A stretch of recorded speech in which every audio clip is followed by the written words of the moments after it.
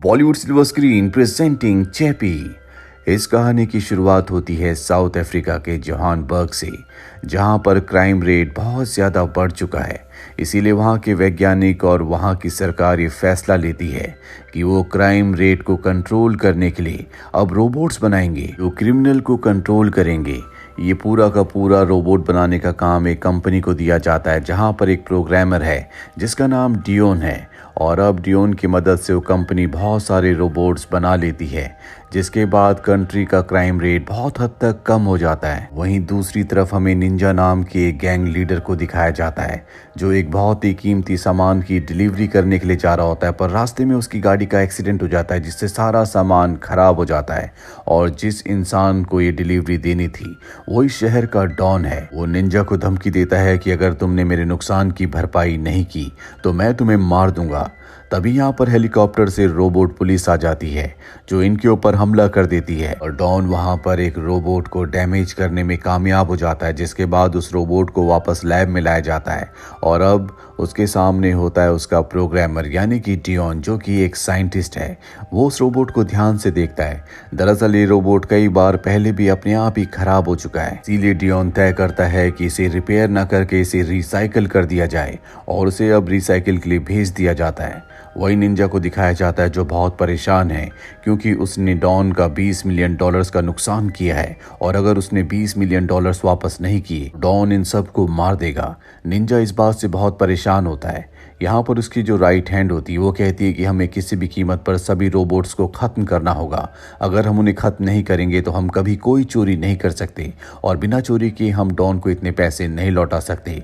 इसीलिए फैसला करते हैं कि सबसे पहले ये उस आदमी को पकड़ेंगे जिन्होंने इन रोबोट्स को बनाया है, क्योंकि रोबोट्स के होते हुए ये किसी भी बड़ी चोरी को नहीं कर सकते। वहीं डियोन को दिखाया जाता है, जो एक ऐसा प्रोग्राम बना लेता है जिसे फिट करने के बाद किसी भी रोबोट का दिमाग इंसान की तरह काम करेगा। वो इस अपने नए प्रोग्राम के बारे में अपनी सीनियर को बताता है, पर उसे विश्वास नहीं होता कि कोई रोबोट इंसान की तरह सोच या फील कर सकता है। इसीलिए डियोन से कहती है कि जो काम तुम्हें दिया गया है तुम उसी काम पर ध्यान दो। डियोन को इस बात से बहुत दुख होता है, क्योंकि वो इस दिमाग पर, इस प्रोग्राम पर पिछले कई वक्त से काम कर रहा था, पर अब वो कामयाब हो चुका है। इसीलिए वो अपने ऑफिस से उस रोबोट को, जिसे उसने रिसाइकिल करने के लिए कहा था, चुपके से अपनी गाड़ी में ले जाता है ताकि घर पर उस पर एक्सपेरिमेंट कर सके, और साथ ही वो प्रोग्राम भी ले जाता है जो उसने बनाया था। पर जब वो रास्ते में होता है तभी उसे निंजा के लोग किडनैप कर लेते हैं। डियोन को अपनी सीक्रेट जगह पर ले जाते हैं, जहां पर वो डियोन से कहते हैं कि तुम्हें हमें सभी रोबोट्स का एक्सेस देना होगा ताकि हम सबको डीएक्टिवेट कर दें। डियोन कहता है कि इसका एक्सेस मेरे पास नहीं है, इन्हें सैटेलाइट से कंट्रोल किया जाता है और ये सारा डेटा गवर्नमेंट के पास है, मैं तो सिर्फ इन रोबोट्स को बनाता हूँ। निंजा ये बात सुनकर बहुत ज़्यादा डिसअपॉइंट हो जाता है और वो उससे कहता है कि अगर तुम हमारे किसी काम के नहीं हो तो तुम्हें जिंदा रहने का कोई हक नहीं है। पर तभी निंजा की जो राइट हैंड होती है वो डियोन की गाड़ी में रोबोट को देख लेती है और ये बात वो निंजा को बताती है। निंजा उससे कहता है क्या तुम नया रोबोट बनाने वाले हो? डियोन कहता है कि ये खराब रोबोट है, मैं इसके ऊपर एक्सपेरिमेंट करके इसे पूरी तरह से बदल कर ठीक करना चाहता हूँ। निंजा कहता है कि तुम इस रोबोट को हमारे लिए बनाओगे। हालांकि डियोन उन्हें समझाता है कि अगर मैंने इसे बनाया तो ये इंसानों की तरह सोच पाएगा, बहुत ज़्यादा सेंसिटिव होगा, इसे बहुत ज़्यादा केयर और ट्रेनिंग की ज़रूरत होगी। निंजा और उसकी गैंग को इस बात से कोई फर्क नहीं पड़ता और डियोन से कहते हैं कि तुम्हें हमारे लिए इस रोबोट को बनाना होगा। डियोन को अपनी जान बचाने के लिए रोबोट पर काम करना पड़ता है और जो उसने रोबोट्स का नया ब्रेन यानी कि नया प्रोग्राम बनाया था वो उस प्रोग्राम को उसके अंदर इंस्टॉल कर देता है, जिसके बाद वो रोबोट पूरी तरह से ठीक हो जाता है। पर ये कोई अब मैकेनिकल रोबोट नहीं है, बल्कि ये एक ऐसा रोबोट है जो इंसानों की तरह सोच सकता है, फील कर सकता है। इसीलिए जब ये होश में आता है तो डरना शुरू हो जाता है। दरअसल इसका दिमाग अभी बच्चों की तरह है, इसीलिए सबसे डर रहा होता है। निंजा की जो राइट हैंड होती है वो इस बात को समझ जाती है। वो रोबोट से कहती है कि तुम्हें डरने की कोई ज़रूरत नहीं है, और वो यहाँ पर रोबोट को नाम भी देती है जो कि होता है चैपी। हालांकि डियोन रोबोट पर और भी काम करना चाहता है कि निंजा उसे यहाँ से जाने के लिए कहता है, जिसके बाद डियोन को यहाँ से जाना पड़ता है। वहीं डियोन की कंपनी में उसकी कोलीग को दिखाया जाता है जिसका नाम विंसेंट है। विंसेंट डियोन से बहुत ज़्यादा ईर्ष्या करता है क्योंकि उसने बहुत ही बेहतरीन रोबोट्स बनाए होते हैं। हालांकि विंसेंट ने भी रोबोट्स बनाए हैं और वो अपनी सीनियर को उन रोबोट्स को दिखा दिखाता है, लेकिन उसके डिज़ाइन उसे पसंद नहीं आते, जिस वजह से उसके सभी मॉडल्स रिजेक्ट कर दिए जाते हैं। दरअसल उसने रोबोट्स का साइज बहुत बड़ा बनाया होता है, जिस वजह से उन्हें ज़्यादा एनर्जी की ज़रूरत है।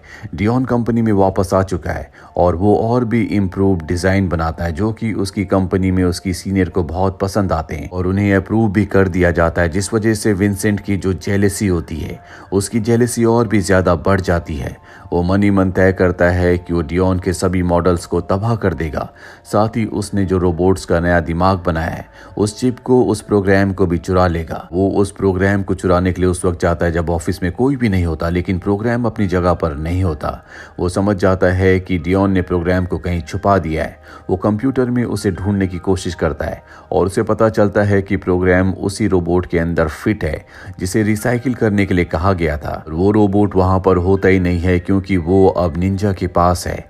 वहीं चैपी को दिखाया जाता है, जो निंजा को और उसकी राइट हैंड को अपनी फैमिली समझता है। दरअसल उसकी जो राइट हैंड है वो चैपी से बहुत प्यार करती है और चैपी उसे अपनी मॉम समझता है, लेकिन निंजा को चैपी से कोई मतलब नहीं है। वो उससे गलत काम करवाना चाहता है, इसीलिए वो उसे गन चलाना भी सिखाता है, पर चैपी का दिमाग छोटे बच्चे की तरह है। वहीं डियोन जब ऑफिस में होता है तो उसके पास विंसेंट आता है, जो बहुत ज्यादा गुस्से में होता है। वो उसे गन पॉइंट पर ले लेता है और कहता है कि मुझे उस रोबोट के बारे में बताओ जिस रोबोट के अंदर तुमने उस प्रोग्राम को फिट किया है। डियोन कहता है कि मैं किसी रोबोट और किसी प्रोग्राम के बारे में नहीं जानता, तुम अपना टाइम वेस्ट कर रहे हो।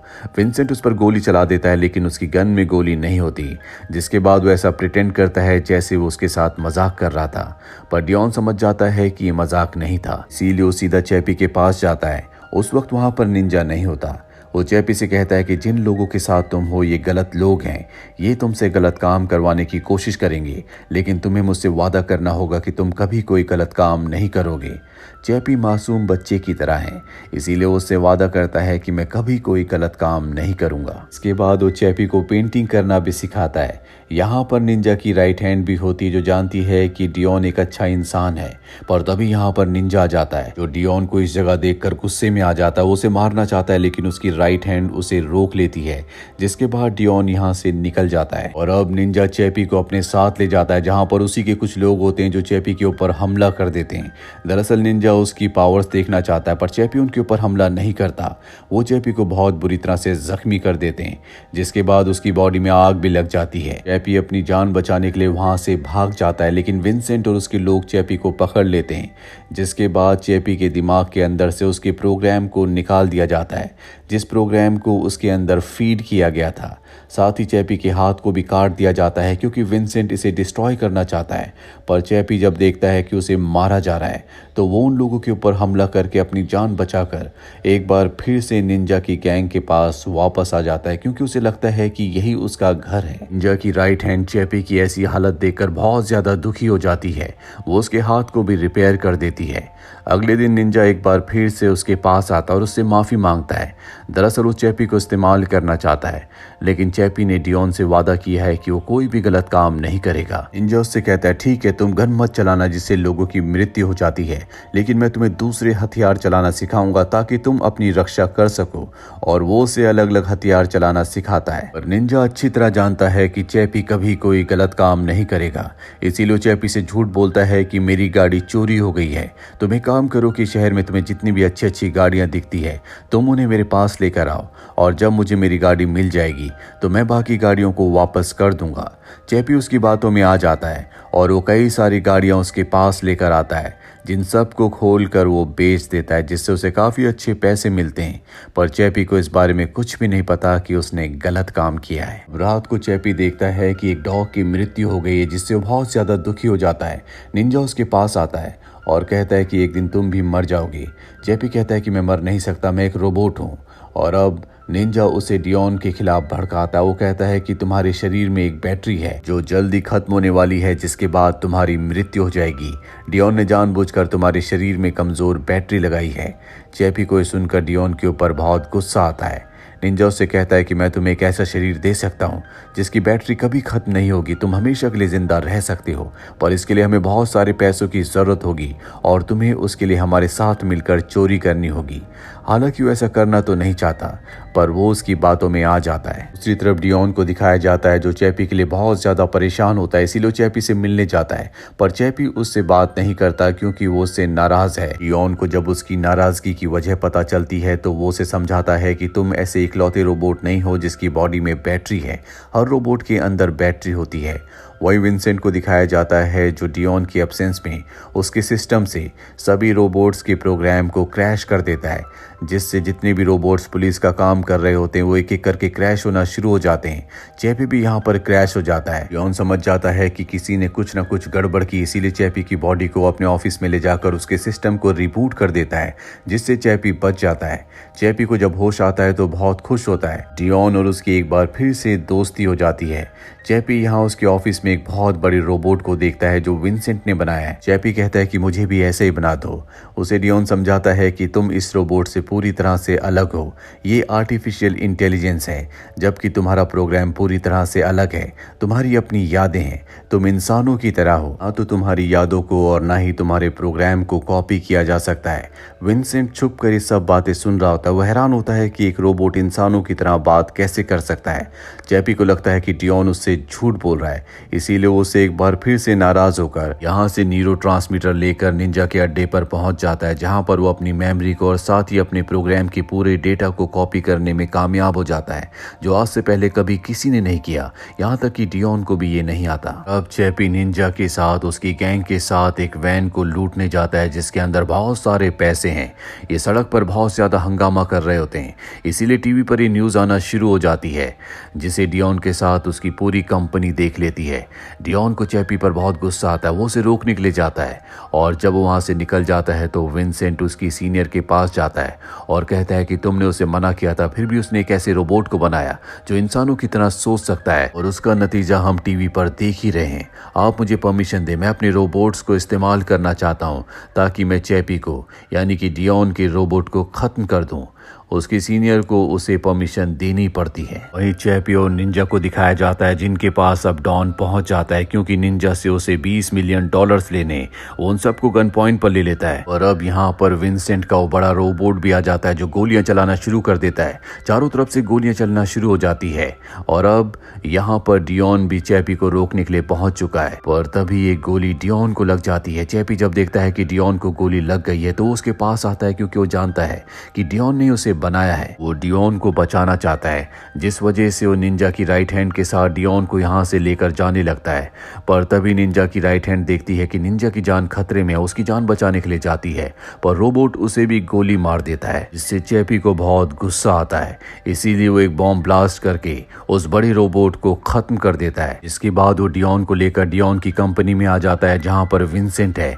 विंसेंट डियोन के ऊपर गोलियां चलाता है, लेकिन सामने चैपी आ जाता है।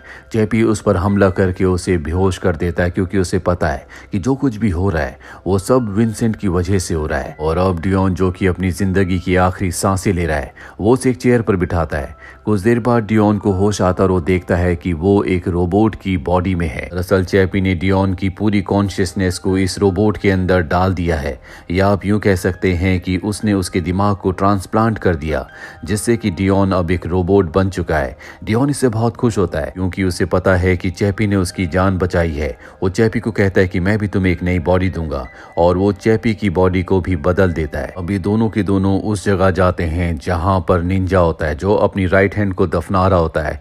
चैपी उसे देखकर बहुत उदास होता है, क्योंकि वो उसे अपनी मॉम समझता है, वो उसका हमेशा ध्यान रखा करती थी, और वो उससे कहता है कि आप चिंता मत करो, मैं आपको भी एक रोबोट में बदल दूंगा।